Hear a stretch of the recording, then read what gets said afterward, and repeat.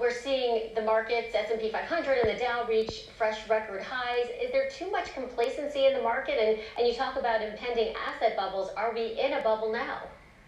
Yeah, you highlighted two great points. The first one is hope, and that in regards to the virus.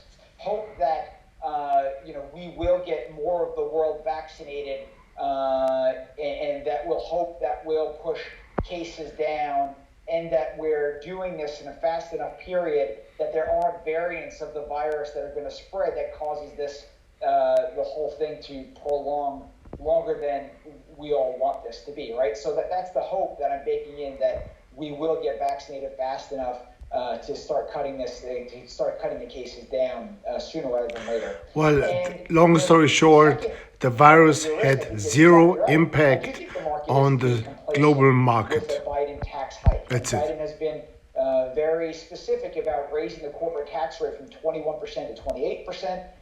There is some rumblings that it may be at 25%, but the market really is looking through that, and that could be a risk for investors. Maybe not 2021. It could be, maybe not. That's all speculation. Right now is it in cyclicals and value?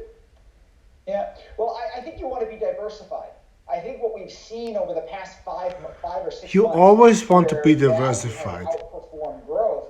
You don't want to have more than 5% in one name and not more than 20% in one market. So what news does that guy have to offer? 5 companies in the S&P 500, which were predominantly tech-oriented. So for the first time in a long time, investors are actually being compensated for being diversified. And diversification, as we all know, is Rule 101. You don't want to put all of your eggs in one basket. So we still think that's the place to be. Be spread out amongst different sectors within the portfolio. And for our team specifically, boring. That's investment advice 101. Dividend-producing stocks.